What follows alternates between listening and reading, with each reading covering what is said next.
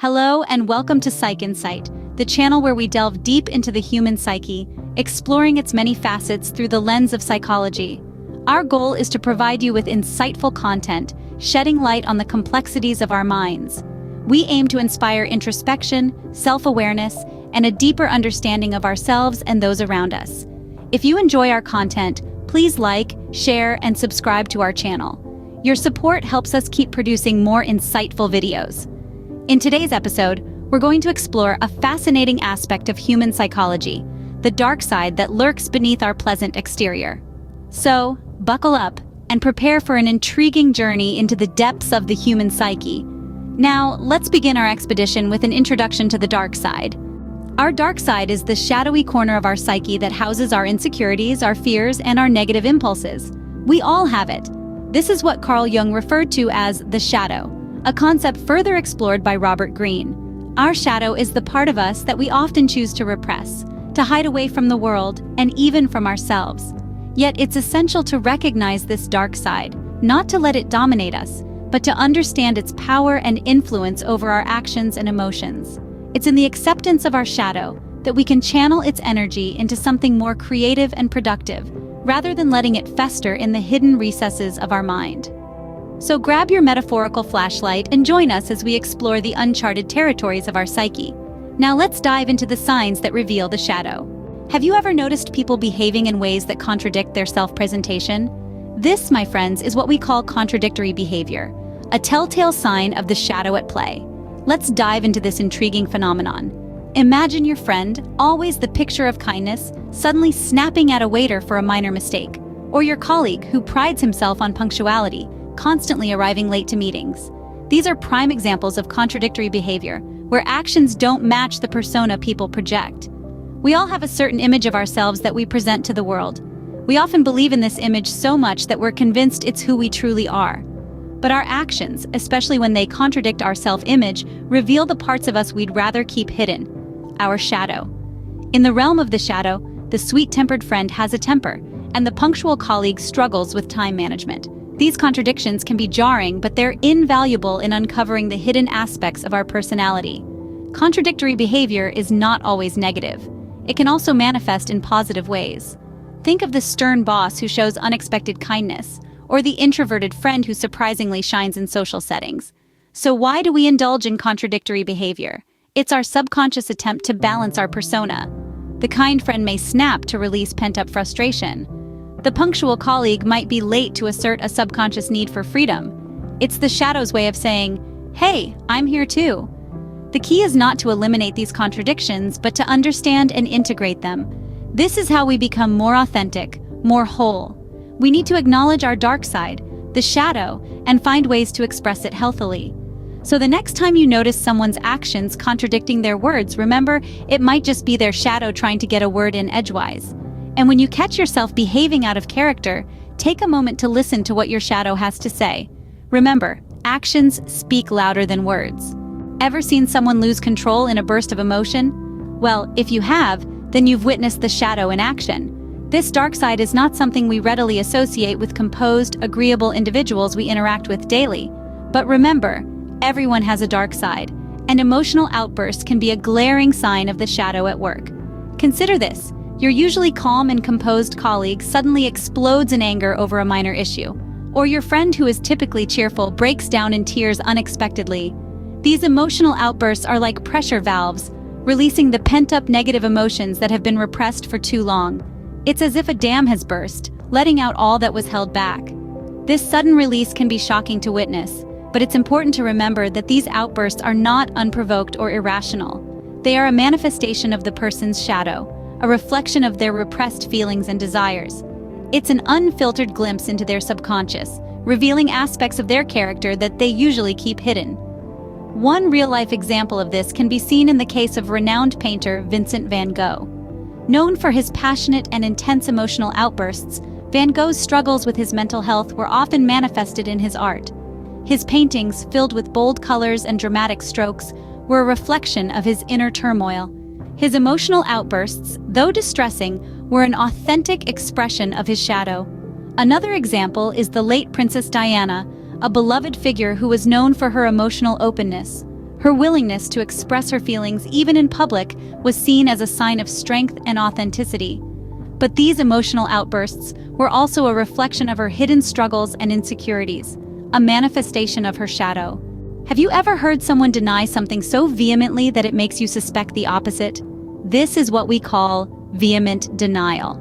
It's a fascinating phenomenon where people's shadows reveal their true desires through the very act of denying them. The feelings they've been repressing are so uncomfortable, so unsightly, that they find it easier to express them by saying the complete opposite. Let's take an example. Imagine someone who constantly insists they're not angry, yet their voice is raised, their face is flushed, and their words are sharp. They're denying their anger so forcefully that it's clear they're feeling it intensely. The denial is their shadow's way of leaking out the truth.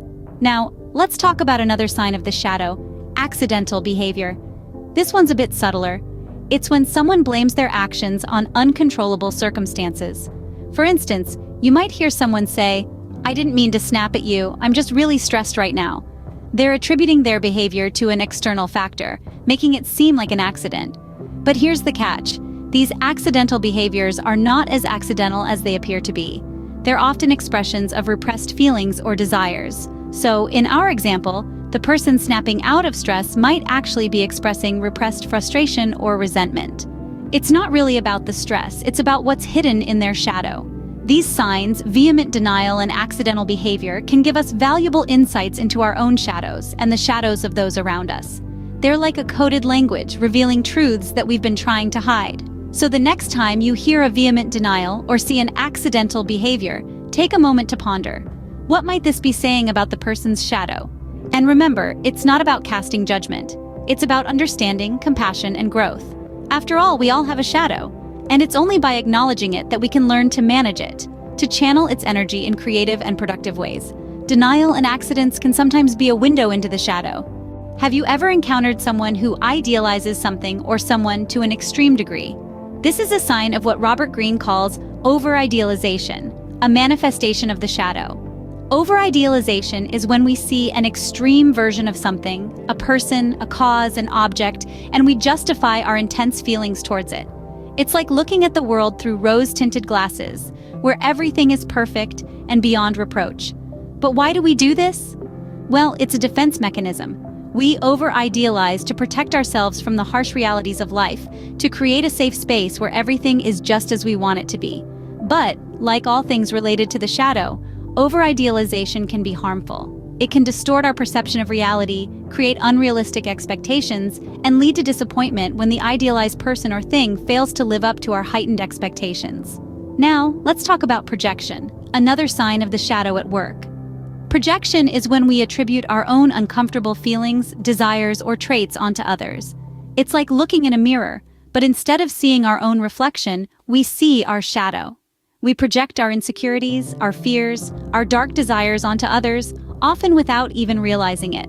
For instance, a person who constantly accuses others of being dishonest might be struggling with their own truthfulness, or someone who is quick to label others as selfish might be grappling with their own self-centered tendencies.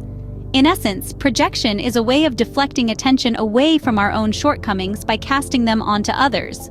It's important to remember that these signs, over-idealization and projection, are not inherently negative. They are simply manifestations of our shadow, a part of our human nature. By becoming aware of them, we can better understand ourselves, confront our dark side, and channel our energies in a more constructive way. Over-idealization and projection can give us a glimpse into our hidden fears and desires. Now let's delve into 7 common traits that often mask the shadow. Firstly, there's the tough guy. These individuals often project a hypermasculine persona, a facade designed to hide their vulnerability. They can seem intimidating, but it's crucial not to let this deter you. Despite their outward bravado, they're often concealing a deep-set insecurity. Then we encounter the saints. They appear to be the embodiment of goodness and purity, yet beneath this saintly exterior often lurks a hidden desire for power or sex. True saints do not advertise their virtues, and they certainly don't expect something in return for their kindness. It's important not to become a follower of these so-called saints. Next, we have the passive-aggressive charmer. At first, they seem pleasant, but their niceness is a strategy to win you over. Once you're in their grasp, they may betray you. Their charm can swiftly turn into aggression or envy, so it's crucial to maintain your distance and identify any passive-aggressive remarks. Then there's the fanatic. These people are committed to a cause, but often their actions don't match their words. Their drama can be intoxicating, but it's best to avoid getting swept up in their fervor. Our fifth trait is the rigid rationalist. Despite our inherent irrationality as humans, these individuals insist on imposing their logical, cold reasoning. Their moods can be unpredictable and often change without warning. Then we have the snobs. They desperately seek to differentiate themselves from everyone else, often using their appearance to assert their superiority. Their snobbery is often a mask for their own mediocrity and insecurities. Those who are genuinely original don't need to flaunt it. Finally, we encounter the extreme entrepreneur.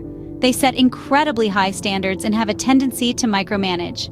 Their inability to listen to others and delegate tasks often leads to disaster. They can swing from being in total control to being completely helpless. In summary, these 7 traits, the tough guy, the saint, the passive-aggressive charmer, the fanatic, the rigid rationalist, the snob, and the extreme entrepreneur, often serve as masks for our shadows. Recognizing these traits can help us better understand our own shadows. So, what does all this mean for you? In general, the shadow, if left unaddressed, can manipulate our actions and reactions, often in ways that are destructive or unproductive. We've delved into the various signs of a shadow at work, such as contradictory behavior, where the actions of a person don't align with their projected image; emotional outbursts, where under the guise of a momentary loss of control, the true feelings of a person are revealed; over-idealization, where one justifies their feelings by seeing an extreme version of something; and projection, the most common sign, where we accuse others of having the desires or feelings that we are uncomfortable acknowledging in ourselves. But here's the crux. Recognizing these traits in others is one thing, but the real challenge and the real opportunity for growth comes from recognizing these traits in ourselves. The first step towards mastering your shadow is to confront it, to acknowledge its existence, and to understand the ways in which it influences your behavior. Confronting your shadow should not be seen as a condemnation of your character, but rather as an opportunity for self-understanding and growth. Your shadow is not your enemy. It is a part of you, and like all aspects of your nature, it has the potential to be harnessed positively. The energy that you currently use to repress and hide your shadow can be redirected towards more creative or productive pursuits. The negative impulses that your shadow represents can be channeled into a force for good, a force that can drive you towards self-improvement and personal development. This doesn't mean giving free rein to your negative impulses, but rather acknowledging them, understanding them, and finding a way to use them to your advantage. In conclusion, your shadow is not something to be feared or repressed, but something to be understood and mastered. It is an integral part of your nature, a part that, when acknowledged and properly channeled, can contribute to your overall growth as a person. Thanks for joining us today. We hope you found the discussion enlightening. Until we meet again, stay curious and explore and master your shadow. You will see it is a key step towards self-understanding and personal growth.